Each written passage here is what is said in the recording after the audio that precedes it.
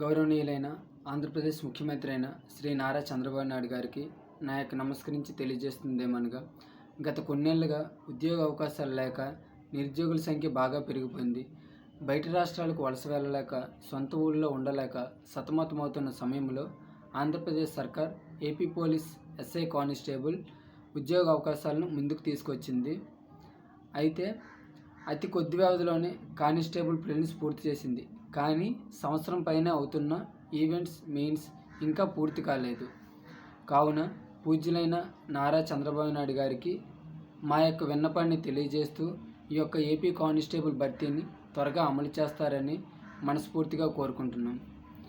ఇకపోతే ఫ్రెండ్స్, ఈ విషయాన్ని సీఎం గారి వరకు చేరేలా అందరూ దీన్ని షేర్ చేస్తారని కోరుకుంటున్నాను.